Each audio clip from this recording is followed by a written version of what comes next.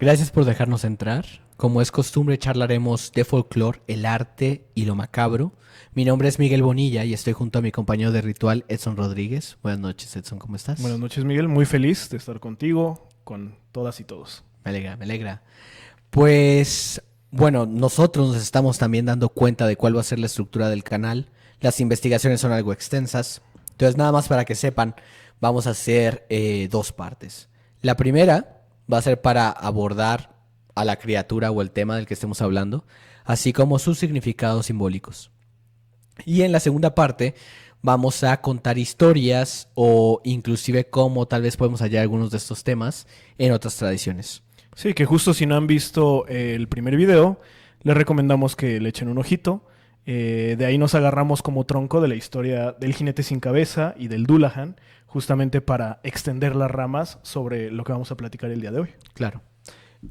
Como una nota al pie, no vamos a hablar de los cefalóforos, que digamos que en estricto sentido serían más como esta iconografía de mitología clásica y de santos, ¿no? Entonces, como para darles una idea, bueno, porque es extensa, ¿no? Hay, digamos, la historia de Juan Bautista, él evidentemente es decapitado, por ahí está Judith, Ujú. en Grecia pues tenemos a Orfeo, demás, y pues también tenemos representaciones de santos. Entonces, eso tiene otra clase de significados, ¿no? Que, pues no, o sea, digamos que podríamos meterlo con calzador, pero yo no veo tanta conexión porque ellos van más como hacia el triunfo sobre la muerte, ¿no? A través de la fe, o sea, tienen, digamos, otra tradición. Claro. Entonces, nada más para tomarlo en cuenta. Y bueno, aquí les vamos a hablar de otras tradiciones respecto a los descabezados. ¿Ok? Bueno, me gustaría comenzar. ¿Qué opinas? Hermano, estoy de acuerdo. ¿Ok? Pues bien, yo primero les voy a hablar del Mutkata. Primero les voy a contar esta historia y después ya les hablaré un poco de la criatura. ¿Ok? En ese entonces estaba viviendo en Kamandú, Nepal, mucho más silencioso y alejado de lo que hoy es una ciudad. Estaba jugando a las escondidas en la esquina de mi casa junto a mis amigos. A mí me tocó ser de las que se escondían, por lo que estaba buscando un lugar donde ocultarme. Vi lo que me pareció una buena opción. Era un callejón cercano y oscuro. Cuando me acercaba al callejón, me sorprendió que de allí se distinguía la figura de un hombre que estaba caminando en mi dirección. Pensé que era un borracho, por lo que me desvié y elegí un lugar diferente para esconderme. Después de varias rondas, volví al mismo callejón y me percaté que el hombre solo había caminado unos pocos metros. No pasó ni un minuto cuando el hombre finalmente salió de entre la oscuridad. Estaba desnudo y no tenía cabeza. Inmediatamente salí corriendo y me fui a mi casa. Cuando se lo conté a mi familia me dijeron que seguramente era un mutkata. Me enfermé algunos meses y su recuerdo todavía acecha mi memoria, Wow.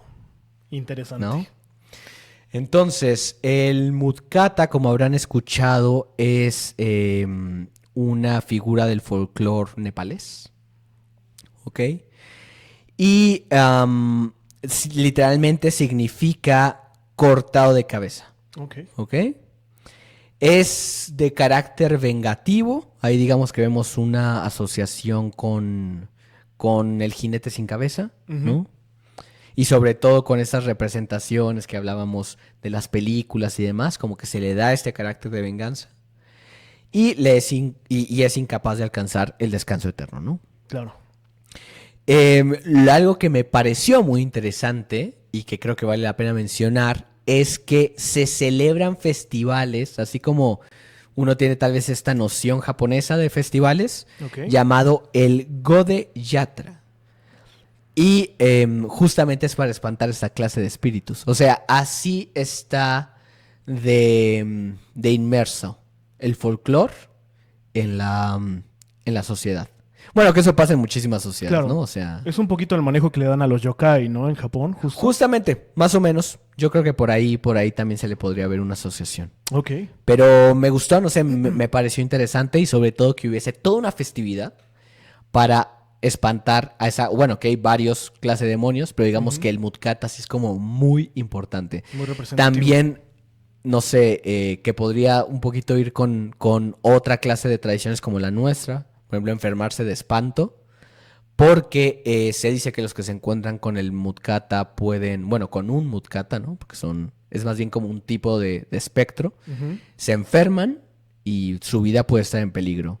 Y yo creo que eso va muy de la mano como a estar espantado, ¿no? Tal cual, y que después se tengan que curar de espanto. Entonces, Sí. no sé, ahí veo asociaciones, me gusta, me gusta. Y que en la historia lo menciona, ¿no? Que ese espanto justamente le dura Justo, meses. ¿no? exacto, tal cual. Entonces, no sé, me parece Interesante. muy bien. Y muy interesante también que estemos hablando de culturas muy diferentes, ¿no?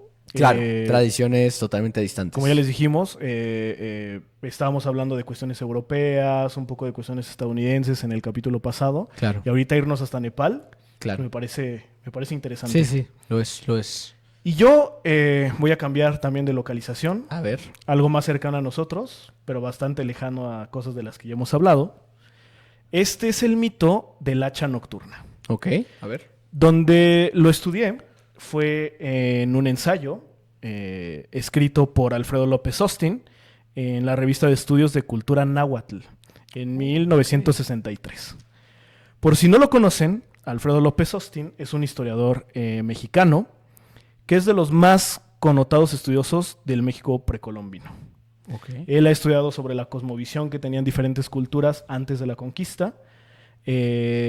Y es un tipo interesante para leer no solamente sobre estos temas, sobre hablar sobre folclore, sobre pues algunas leyendas antiguas, sino también sobre historia pues en general, ¿no? De nuestro país. Para este trabajo, López Austin se allegó directamente de fragmentos del Códice Florentino, que es uno de los textos, de los pocos textos que nos quedan, que tienen pues conocimiento antiguo de nuestro país antes de la conquista. Y también Por nuestro estudió país referimos México, a ¿no? México, sí, claro. Y también de los textos que escribió Fray Bernardino de Sahagún, de la historia general de las cosas de la Nueva España. Ok. Sobre esta leyenda, se los voy a platicar un poquito porque el texto que escribe López Austin es muy extenso, entonces creo que un poco más fluido para que sea platicado. Se dice que las personas escuchaban como si un hacha estuviera cortando madera en medio de la noche. Ok.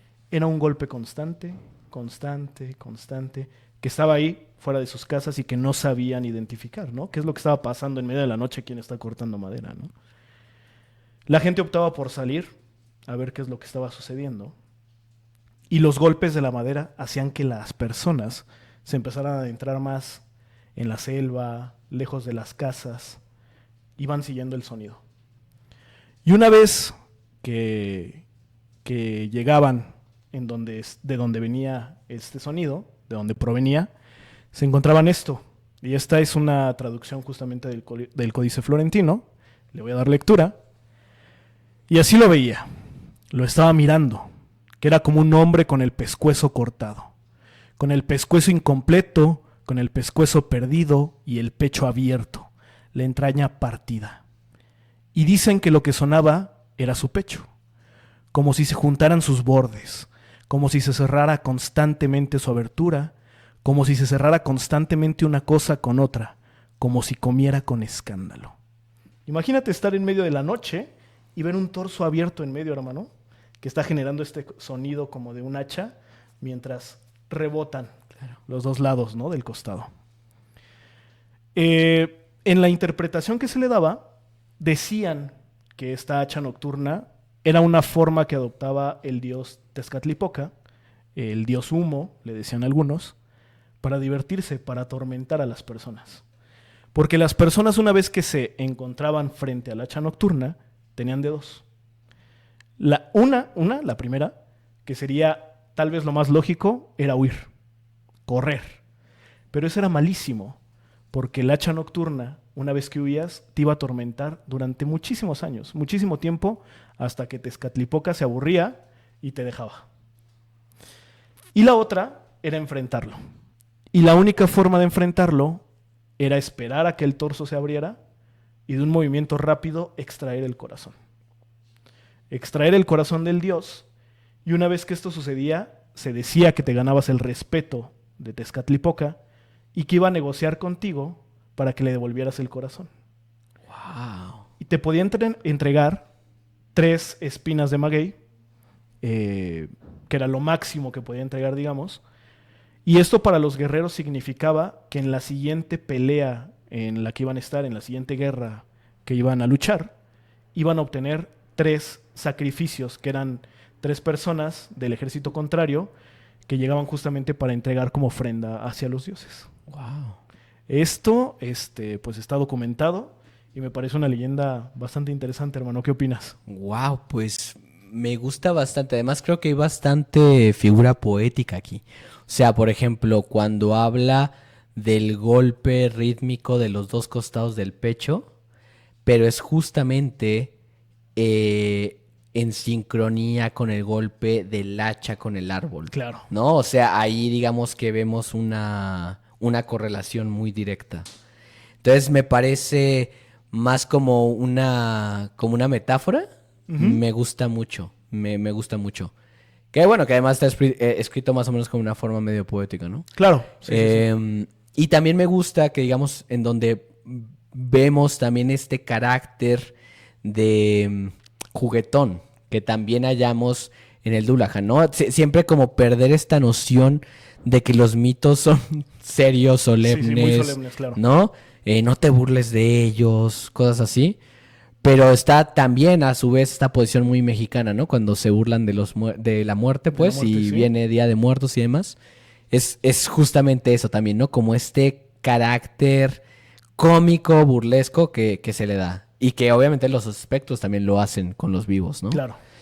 Y también, bueno, eso seguramente lo hablaremos en otro momento, la presencia del número 3, que parece como un eterno retorno, como en muchísimos mitos, ¿no? 3 deseos, por Claro. ejemplo, ¿no? Cuando uno habla de genios y así sucesivamente. Entonces, me gusta. Interesante. También este rollo de el hacha golpeando al unísono con el costado y que parecía ser medio hipnótico. O sea, porque uno diría, o sea, para mí no es tan obvio Ujú. escuchar algo fuera de tu casa y tú querer salir. O sea, para mí no es tan obvio. Para mí, yo pensaría que más bien te quieres quedar dentro, ¿no? Que también creo que hay que situarnos un poquito como en época. Claro. En ese entonces las casas no estaban Exacto. que Yo tan supongo que en juntas medio, como sí, ahora, claro. ¿no? Claro. Y alrededor de las casas y de donde habitaban las personas entonces, pues estaba la selva, estaba el bosque, eran espacios más abiertos, ¿no? Que te podías perder un poquito. Claro. Sí, y justo. Y entonces decía en la noche tú escuchar el golpeteo y decir, voy a salir. Claro. O sea, no me parecería. Entonces digo, también hay como un rollo medio hipnótico, como de ya te engatusa y el destino se vuelve, pues eso, inescapable, ¿no? Inevitable, sí, claro. Entonces, me gustó, ¿eh? Bueno, antes de continuar, me gustaría hacer algunas menciones honoríficas de las que por extensión, por tiempo, tal vez no nos da para contar. Pero bueno, que viene a tema, ¿no? Primero, el Rokurokubi, que es yokai, tal cual. Y vamos a ver más adelante que hay una especie de similitud con la humita latinoamericana, que es evidentemente esa la vamos a explicar.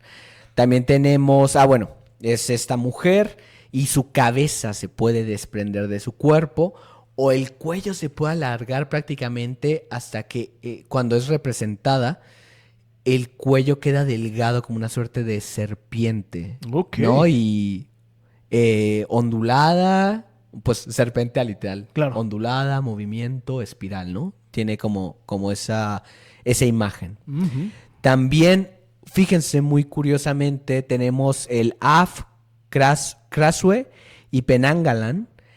Estos 3 que acabo de mencionar son de culturas diferentes. Ok. Y sin embargo, todas estas culturas hablan de este suerte de vampiro que es una cabeza de la que cuelgan los órganos. Es vampiro porque evidentemente se alimenta de la sangre, sobre todo de mujeres embarazadas, menstruando o de infancias recién nacidas. Ok. Entonces, no sé, me parece también curioso que, bueno, si bien están cercanas, ¿no?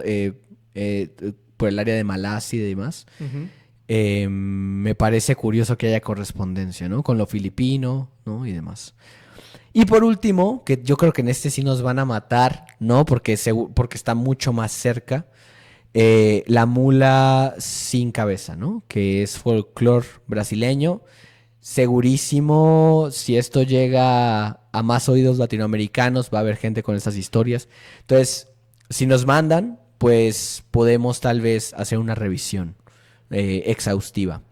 Y bueno, hablando de eso, recuerden que pueden mandarnos sus historias a monstruosdetinta@gmail.com, ¿no?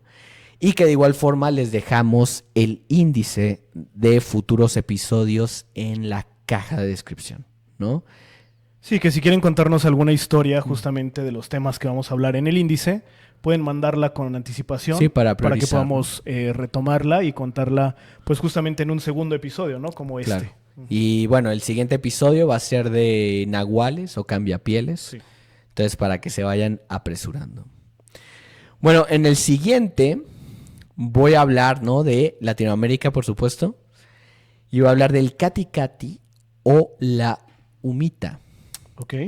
Es curioso porque podemos encontrar la presencia de este mito, bueno, de este mito a lo largo de los Andes, ¿no?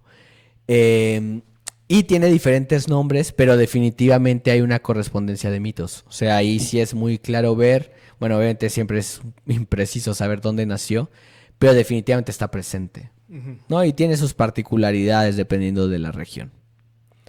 Y alguien cuenta,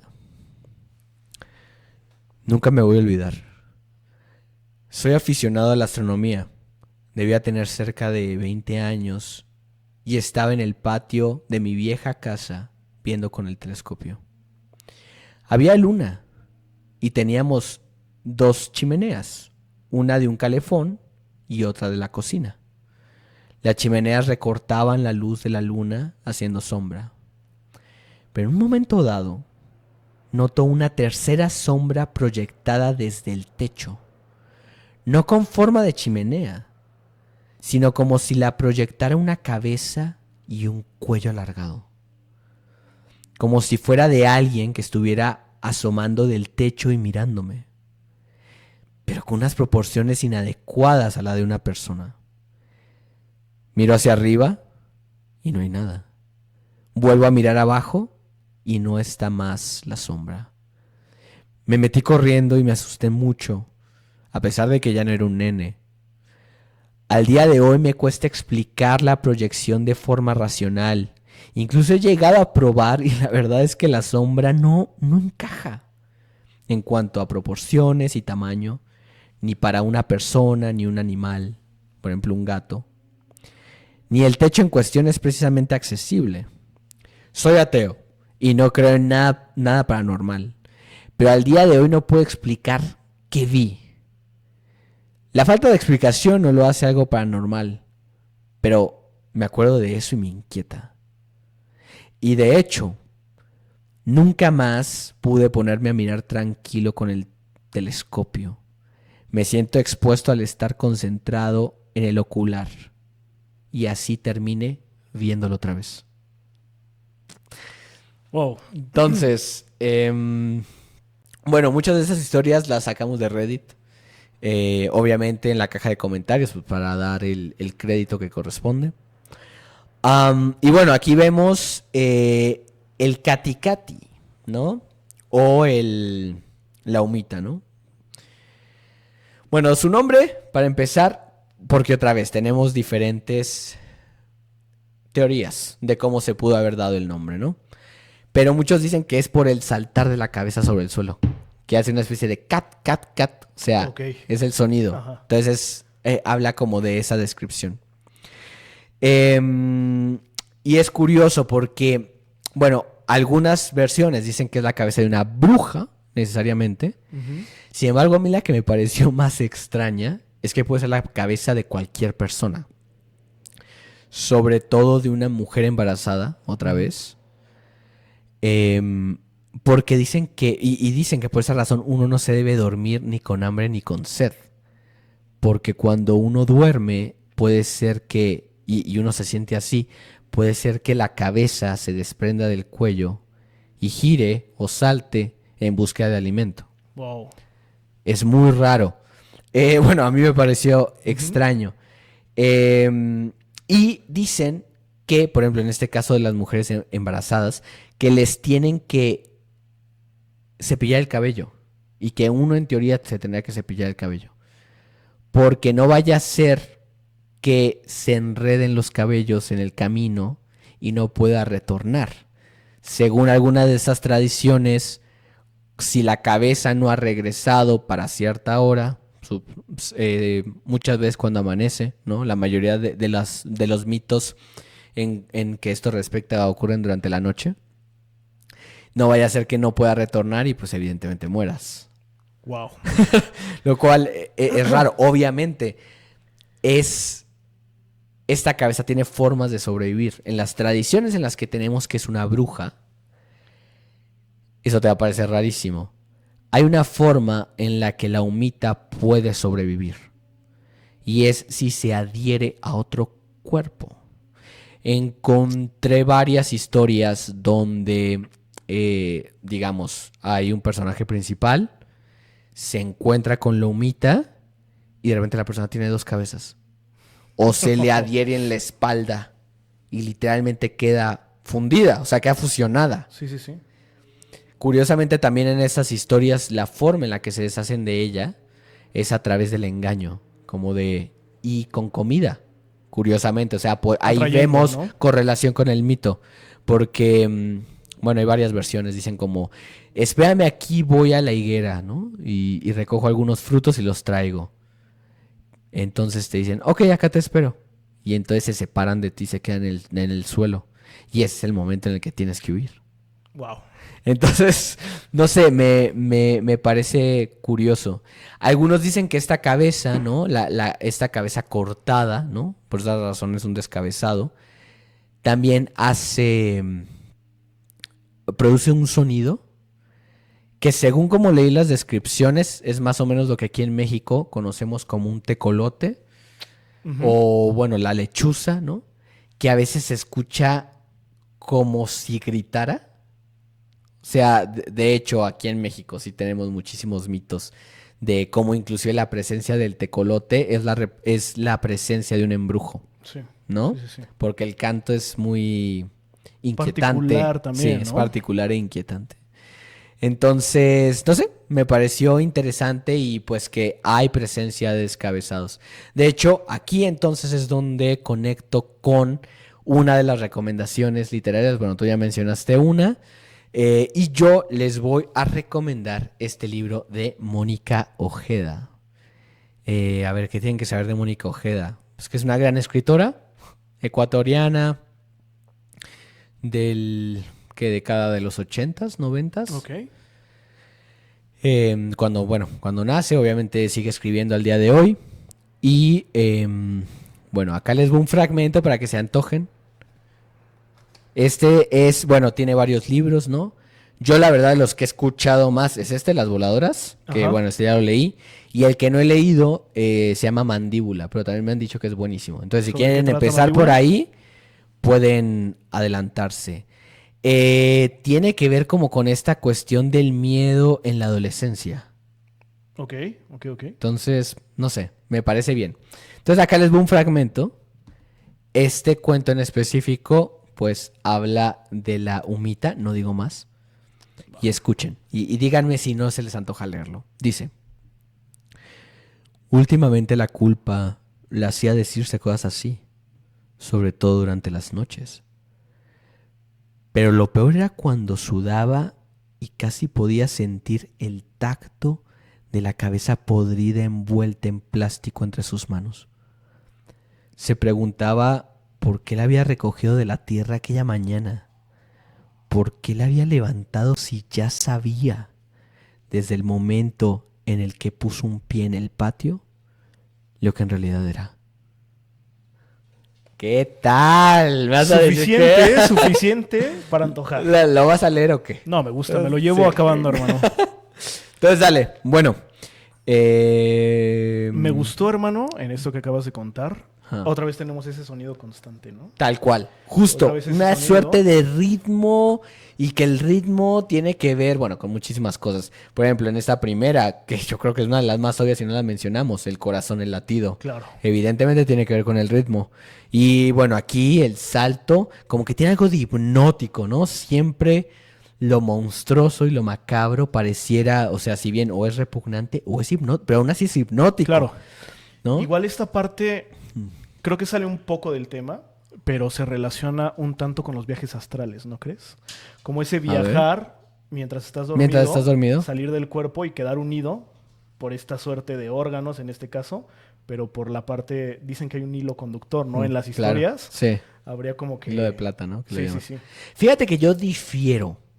Difiero de lo que dices porque más bien me parece más similar a lo que te decía ayer de la cabeza como cosmos y la cabeza como el núcleo de los sentidos. Es como una forma de decir, el cuerpo es accesorio y más bien en la cabeza es donde está todo. Y por esa razón prácticamente se desprenden y pueden ir a emprender el viaje. Y que va un poco relacionado justo con el culto a la cabeza también, ¿no? Justo. Cuando pensaban que toda la esencia se mantenía en la cabeza. Y por consiguiente la vida. Claro. ¿No? Y haría sentido que si el cuerpo no reacciona, pues tiene sus propias reacciones. Claro, ¿no? Justo. Entonces, no sé. Me parece que podría ir por ahí. Si no le estamos haciendo justicia, porque yo sé, ¿no? Tal vez el Katikati o la humita daría para todo un video. Entonces, una disculpita. No se nos sientan ofendidas, no es la idea. Pero bueno. Que igual si les gusta y lo dejen historias y eso nos va a obligar, evidentemente, a retomar, ¿no? Y darle tal vez la seriedad que merecen. ¿no? Claro. Entonces, bueno. Yo voy a proseguir, hermano, con otra historia que está situada aquí en México, en el estado de Hidalgo. Ok. Yo creo que hemos dejado muy de lado esta parte romántica dentro de las historias, ¿no? Y los mitos. Ok. Y esta historia, esta leyenda, justamente lo tiene muy inmerso. La encontré en un medio local que se llama Criterio Hidalgo. También vamos a dejar el enlace para que puedan leerlo directamente, si así gustan. Tienen todo un apartado de historias y leyendas del estado. Entonces, me parece interesante y me parece un buen esfuerzo por parte de este medio. Y le voy a dar lectura. Todo empezó el 2 de septiembre de 1902, en un estrecho callejón del barrio de La Palma, contiguo al del Arbolito. Poco después de que el reloj de repetición del Instituto Literario lanzara sus ríspidas campanadas, recordando que eran las 12 de la noche, caminaba por aquellos rumbos un gallardo jinete, ataviado con un bien cortado traje de charro de color negro y botonadura de plata, tocado con un sombrero de fino fieltro y copa cónica, que cabalgaba por las calles Doria hacia la de Observatorio. Era Juan Mireles, joven capataz de la mina del Bordo, quien se dirigía a la casa de su novia María Luisa, habitante de una pequeña casa en aquella barriada. Al llegar a la bocacalle del callejón, donde vivía su novia, Mireles se quedó sorprendido al ver que su amada platicaba en la ventana de su cuarto con un hombre montado a caballo. Enloqueció por los celos, metió espuelas al corcel y a toda marcha se acercó al desconocido, quien al darse cuenta de la situación jaló la rienda de su penco a fin de quedar frente a Mireles, a quien vio desenvainar su machete. El caballo del desconocido retrocedió unos metros, guiado por su dueño, que le permitió sacar rápidamente de la montura un arma similar. Disponiéndose a repeler a su contrincante, de inmediato y sin mediar palabra, se enfrascaron en una singular pelea. Las hojas de sus armas chocaron una y otra vez, el espacio del callejón era reducido. Sin embargo, los dos jinetes maniobraban sus corceles con gran destreza para acometerse con la mayor furia. Los caballos relinchaban al sentir la fuerza con la que aquellos hombres jalaban de las riendas. El choque chispeante de los machetes era muestra del fragor de la batalla, que pronto despertó a los vecinos, quienes, pasmados ante aquel hecho, solo acertaban a mirar de lejos a los dos rijosos. De pronto, un golpe seco cercenó por el cuello la cabeza de Juan Mireles. la que rodó por el suelo aún con los ojos abiertos. El contrincante echó el caballo hacia atrás mirando rodar el cráneo por el callejón, pero quedó estupefacto cuando se dio cuenta que el cuerpo de su oponente seguía erguido en la cabalgadura y aún blandía el machete que en un certero golpe le hirió en el hombro derecho. Sin dar crédito a lo que acontecía, el desconocido jaló la rienda de su caballo, a todo galope abandonó el lugar de la contienda, pero el jinete descabezado salió corriendo detrás de su enemigo. Después, todo fue silencio en el barrio. Quienes observaron la contienda, muertos de miedo, cerraron puertas y ventanas sin atreverse a conocer el desenlace de aquella peculiar reyerta. Cuando al día siguiente salieron de sus hogares, pensaron que lo que habían presenciado era imposible o que había sido una pesadilla, pero pudieron percatarse de que allí en medio de la calle se encontraba aún la cabeza de Juan Mireles en charcos de sangre por todas partes. Poco después llegaron al lugar los rurales, que era la vieja policía montada de la ciudad, para tomar razón de los hechos.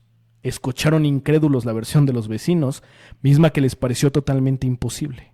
Las pesquisas no arrojaron nada nuevo y el cuerpo del descabezado Juan Mireles nunca se encontró.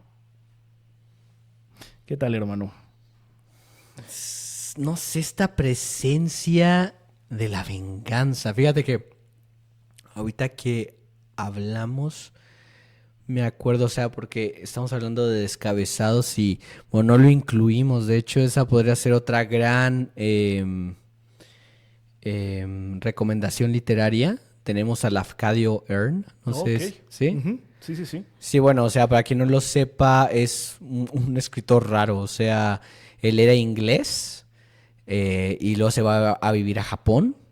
Le termina encantando Japón y se cambia a un nombre japonés y se casa con una japonesa y termina recopilando un montón de mitos del Japón, de historias. Claro. Y bueno, ahí...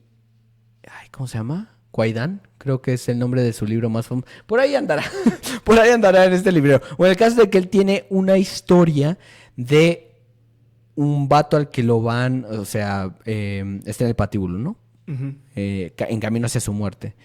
Y lo van a decapitar. Y entonces, justo antes de que lo decapiten, él dice, juro por mi vida que cuando me mates, te voy a matar, ¿no? A los que estaban presentes, o los voy a atormentar toda la vida. Ok. Y luego le contesta el vato, yo te apuesto a que no puedes, después de que te corten la cabeza, morder la baldosa que está frente a ti. Y uno dirá, bueno, que tiene que ver una cosa con la otra, ¿no? Súper raro. Bueno, al vato lo decapitan y luego la cabeza cercenada se abalanza por instinto hacia la baldosa y la muerde y la quiebra. Me parece, bueno, léanlo, también tiene cuento y demás, y bueno, no lo pensé antes, pero me parece interesante siempre esta presencia de la última voluntad. Claro. Que justo también se ve aquí, ¿no? Que es este juego, bueno, siempre con la muerte, o sea, por algo es la última voluntad, ¿no? Y cómo se le da como esta fuerza, ¿no? Para poder inclusive ejecutar cosas cuando ya has partido, ¿no? Sí. Y que te ata a este plano, ¿no? Es que me parece que en esa historia culmina diciendo por qué le solicita que muerda la baldosa. Ah, ¿no? justo. De hecho, tienes razón. Al final dice, oye, ¿por qué que ahí es donde redondea el cuento, ¿no? ¿Por qué le pediste que mordiera la baldosa? Y justamente dice eso. O sea, dice que porque al haber hecho que la cabeza mordiera la baldosa, automáticamente ocupó su última voluntad en eso y se distrajo de la venganza que había jurado. Claro. De hecho, qué bueno que te acuerdas, porque de ahí viene. Uh-huh. Entonces, no sé, me parece interesante. O sea, que no vamos a analizar aquí porque siento que sale un poco de tema. Pero sí es interesante ver cómo los deseos Finales, perduran. ¿no? Uh-huh. Los deseos perduran más que el alma, ¿no? Claro. Interesante. Sí. Me De hecho, gusta por mucho. ahí hay una... Tal vez me estoy yendo muy lejos, ¿eh? O sea, pero... No pasa nada, hermano. Por ahí hay una frase que un filósofo griego presocrático, según yo, Uh-huh. que dice algo así como penoso es luchar con el corazón porque nuestros deseos tienen el precio de nuestra alma. Buena. Buena, ¿no? Buena. Y creo que, no sé, tiene que ver con eso. Es como si hubiese una capacidad de poder vencer inclusive a la muerte. Mira, así terminamos hablando de los cefalóforos, ¿no? Y ese deseo. Hicimos exactamente lo que dijimos sí, que no íbamos a hacer. exacto. Venga, ya, aterrizar.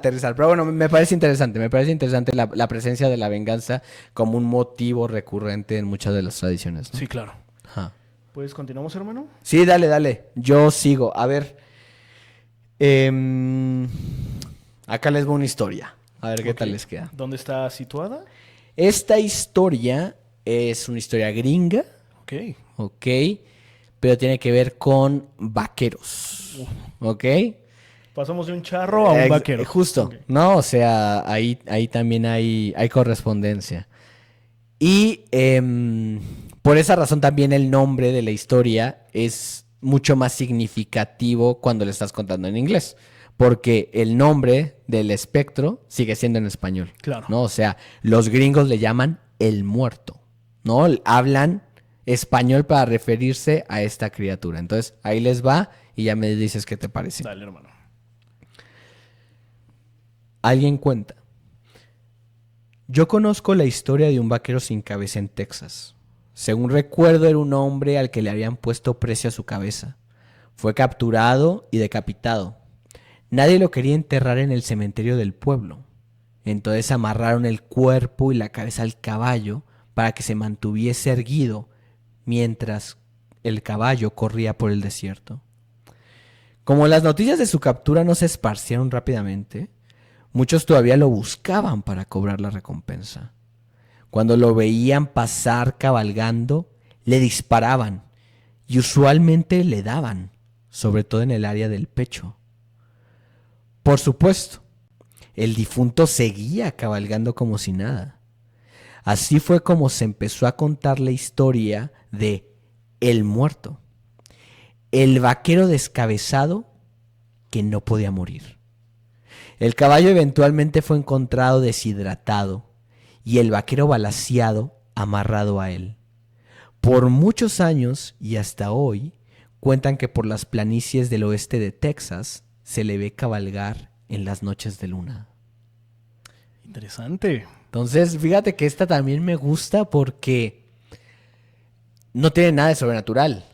O sea, de hecho, ese es uno como de los mensajes de la historia. Uh-huh. O sea, si bien es la historia de un vaquero sin cabeza, desde el principio de la historia sabemos que el vaquero está muerto. Claro. Y que más bien la gente que lo ve se está confundiendo. Pero precisamente son esos hechos extraordinarios que a veces son los que dan a nacer los mitos.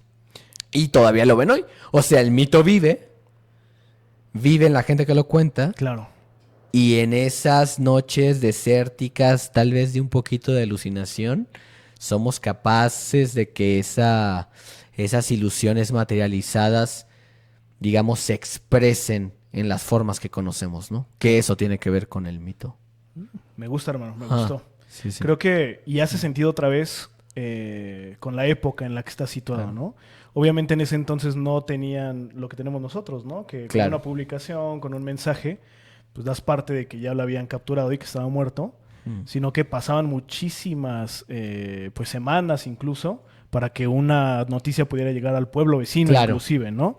Entonces hace sentido que siguieran buscándolo y siguieran pues atormentando al cuerpo, ¿no? Que estaba sobre Sí, el no, caballo. claro, no. El internet es este fenómeno que ha trascendido el tiempo y la frontera, ¿no? Y el espacio, o sea, y sí, en esa época, pues bueno, hace total sentido. Pero bueno. Bueno, hermano. Bueno, y nada más para recalcar, ¿no? O sea, ya después de que leemos y dicen, bueno, el gringo diría el muerto, ¿no? El muerto. Creo que es importante porque eso te habla también, digamos, si lo quisiéramos abordar por ahí, de temas de criminalización de lo latino, ¿no? Claro. De lo mexicano en específico. O sea, tiene un sentido, ¿sabes? Y también tiene un sello moral, ¿no? Claro, y sobre todo hablando de la zona en la que está situada la historia, ¿no? Exacto, también. Texas por tiene Dios. muchísima historia, incluso compartida con Sí, nosotros. totalmente. Antes de la separación. Sí, justo. Pero pues sí, muy marcado, ¿no? Sí, Muy entonces, marcado. interesante, pero no. Yo voy a bajar en el continente y vamos a hablar del jinete sin cabeza argentino. Ok, Se llama El Futre. ok, dale. Las leyendas urbanas muchas veces tienen sus versiones en distintos lugares del mundo. En Mendoza, Argentina, tenemos nuestra propia versión del jinete sin cabeza. Se trata del Futre, un ser fantasmagórico que se aparece a caballo sosteniendo su cabeza entre las manos, dispuesto a atropellar a quien se interponga en su camino. Dicen que el origen de la leyenda se remonta a principios del siglo XX, cuando el ferrocarril estaba desarrollando sus ramas hacia la cordillera. Hay versiones que indican que el Futre fue un extranjero de apellido Foster, que tenía a su cargo el tendido del ramal hacia las cuevas. Su trabajo era pagar los jornales a los obreros que trabajaban en las vías. Un día Foster llegó al campamento ferroviario, pero una emboscada de ladrones acabó con su vida. El dinero de los jornaleros, que debía pagarse, desapareció, como así también su cabeza. Desde entonces, el Futre se aparece a quienes tienen alguna cuenta pendiente que pagar, principalmente con la justicia. Ok. ¿Qué tal, hermano? Un jinete sin cabeza, justiciero. Un poco, ¿no? Claro. Me parece... Sí, otra vez es como esta, al final, expresión del deseo también. O sea, si bien el deseo al final es justicia o es venganza, ambas son más bien caras de la misma moneda, ¿no? Claro. Me parece. O sea, el deseo que persiste y bueno, lo llamamos venganza o justicia más bien a través del foco moral, ¿no? O de la conveniencia. Exacto. Pero ambas están allí. Ujú. No sé, me gusta, me gusta. Interesante, ¿no? Sí, sí, totalmente. ¿Y tú, hermano? ¿Qué tienes para contarnos? A ver, yo ya llegué. ¿Cuántas historias te quedan? Una más. ¿Una? Ah, a mí también me queda una. Dale, hermano, para Entonces, cerrar. dale, para cerrar. Esta historia también, curiosamente, es de Hidalgo, Ok. ¿no? De un área específica que se llama Huichapan. Entonces estamos hablando de México, ¿no? Dale. Y bueno, dice así. Lo curioso, más bien, es que son dos historias que se conectan, porque lo encontré en dos fuentes diferentes. Ujú. Y sin embargo, creo que una podría ser totalmente una versión de la otra. Ok, Pero lo un curioso es que complemento. están en la misma ¿Localidad? localidad, misma área Ok, geográfica. interesante, ¿no? Sí, sí, sí, curioso. Entonces, ahí les va. Si aparece en el jardín de la campana. Cuentan que una vez venía un joven de una fiesta y al pasar por este jardín se quiso demostrar a sí mismo que todo lo que decían era mentira. Así que estuvo buen rato hasta que escuchó que arrastraban algo muy pesado. Volteó para ver de dónde venía el ruido y vio muy asombrado que una losa de la fuente se movía y daba paso a un hermoso caballo negro. Al mirarlo, sintió mucho miedo y al ver que el jinete no tenía cabeza. El jinete salió recorriendo en forma circular alrededor del parque. Al momento de llegar junto a él, se desmayó y cuando volvió en sí, se encontraba en su cama. La otra versión dice que la realidad es que fue a don Julián Villagrán al que le cortaron la cabeza en 1813. Y se supone que cada que ve a Huichapan en peligro, se oye relinchar su caballo que sale del lienzo charro del Calvario y recorre al templo donde colgaron su cabeza, con la finalidad de espantar a los enemigos de Huichapan. Y se cree que es don Julián quien logra espantarlos, y se le conoce como el defensor de Huichapan. Wow. Entonces es curioso porque obviamente en esta primera historia no nos dicen quién es el joven. No sabemos si aquel joven tenía malas intenciones, Claro. ¿no? Eso obviamente el narrador no lo cuenta. Entonces puede ser que al final el jinete estuviese defendiendo su Claro. tierra, ¿no? O que si no tenía malas intenciones, por eso no le hizo daño realmente, Claro. ¿no? O sea, No, quien también, narra claro. dice, terminé Ah. en mi cama Claro. después de haberlo visto. Imagínate qué buen jinete, hasta lo llevó a su casa Hasta y lo lo- arropó. Y aquí otra vez tenemos el regreso, pues, al origen, ¿no? Al caballo negro. Claro. Otra vez. Otra vez, son...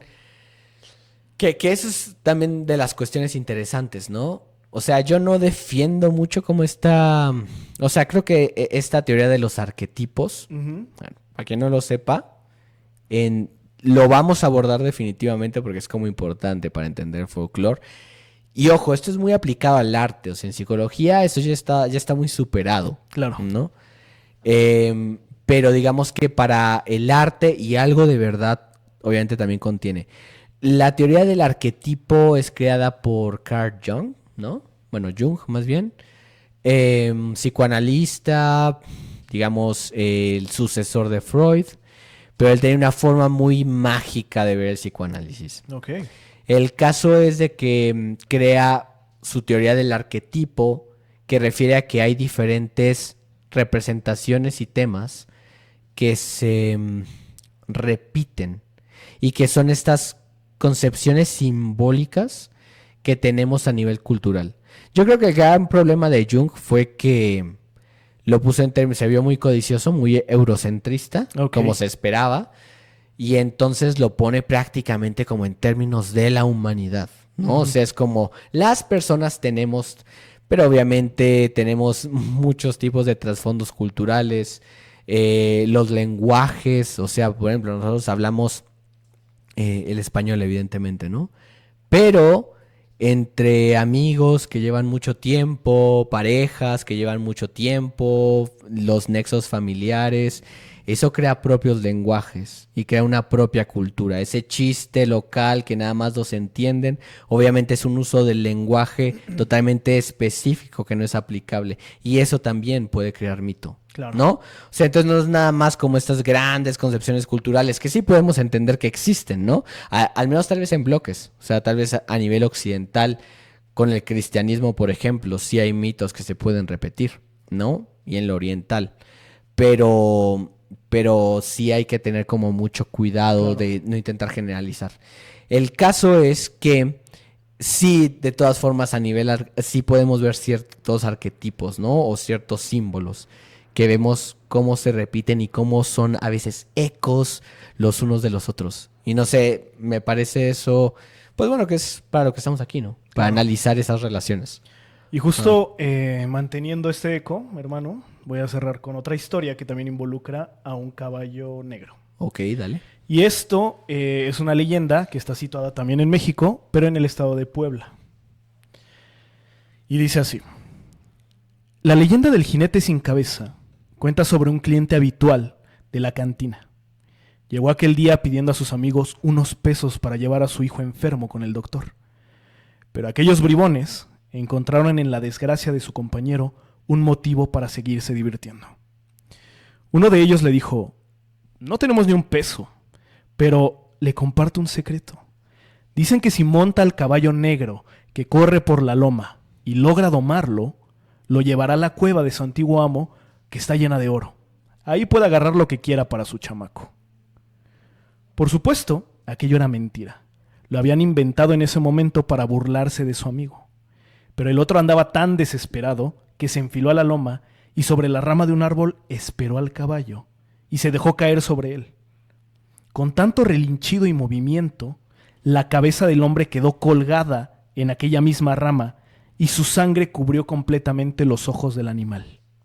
La bestia emprendió la carrera con el cuerpo del hombre a cuestas, que las manos del hombre se habían quedado bien sujetas al pelaje y en unos segundos ambos cayeron por el despeñadero. Hombre y bestia estaban ahora unidos por un lazo de sangre y muerte. No se distinguía cuál era uno y cuál era el otro. La sangre corría como un río salvaje, haciendo grietas en la tierra seca que la succionaba como si estuviera sedienta.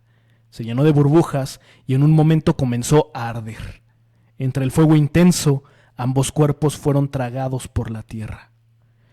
Los sujetos, obviamente, no hablaron de lo sucedido a nadie, pero en el amanecer de cada siguiente día encontraron sobre sus puertas la quemadura de una herradura.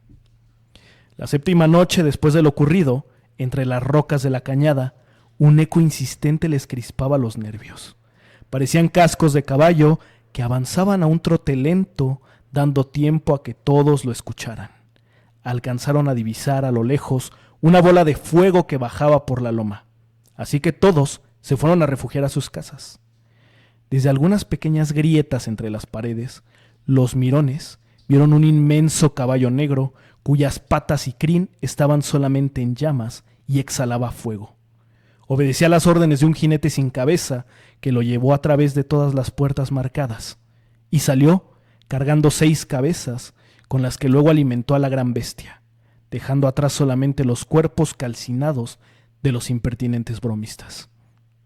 Dicen, desde entonces, que en aquel pueblo quedó un dicho: quien no tenga intención de ayudar a un alma en desgracia será decapitado por el jinete sin cabeza y su cuerpo convertido en ceniza por el fuego del infierno que el caballo negro lleva consigo. ¿Qué tal, hermano? Híjole, siento que hay muchos ecos, por ejemplo, cuando hablamos, o sea, para empezar, caballo negro, ¿no? O sea, que como les decíamos en el capítulo anterior, eso no es una coincidencia. O sea, el caballo negro como aquello que ha nacido de las tinieblas y como aquello que ha nacido de las tinieblas que tiene que ver con la profundidad, más que con el cielo, ¿no? En contraparte. Tiene que ver también con el fuego. O sea, también vemos como tinieblas, fuego, infernal. O sea, como que siempre, inclusive, y no lo digo en términos cristianos, o sea, vayan a ver el capítulo pasado, que hablamos del culto tónico, Sí. ¿no? O sea, que es como esta cuestión. Tenemos esta suerte de redundancia sobre estos símbolos. Entonces eso me gusta. Curiosamente, también hay como este salto entre la razón y la locura. La razón y la locura. La razón y la ceguera, ¿no? Que son diferentes porque obviamente la ceguera tiene que ver con quien no ve y la razón tiene que ver con quien lo ve todo, ¿no? O sea, con más bien estar despierto con el gobierno, lo que hablamos de que a veces la cabeza está puesta y a veces no. Sí, claro. Porque primero el caballo queda ciego, ¿no? O sea, es que tal cual, se despeñan, mueren y sin embargo parece que llegan a la claridad, ¿no? Que es justamente la venganza. Se funden en una sola voluntad, Exacto, ¿no? justo. Que eso también me encantó. O sea, no sé si allá hay más interpretación o una cuestión de efecto, pero pensar la sangre como ríos salvajes que se funden, ¿no? Como en esta suerte de pacto. Claro. Bueno, me gusta y obviamente pues tiene ecos simbólicos. El eco también muy significativo del sonido, ¿no? Otra vez está ese sonido constante que hace que este ente quiera que sepa que está ahí. Claro. Quiere que sepa que quienes lo engañaron pues están acorralados, ¿no? Están Claro. siendo perseguidos pues por el jinete. Totalmente. O sea, totalmente. Otra vez lo rítmico y lo monstruoso que a través de ese ritmo nos provoca mirarlo. Claro. O sea, tal cual. Nos obliga a mirarle. Pues bueno, hermano. No, pues, ¿qué les podemos decir? Se acerca el amanecer y de igual forma el fin de nuestra sesión. Te deseamos suerte. No sea que un caballo color noche y la venganza que lo cabalga quiera saciar contigo la pena que los ata a este plano. Adiós. Adiós.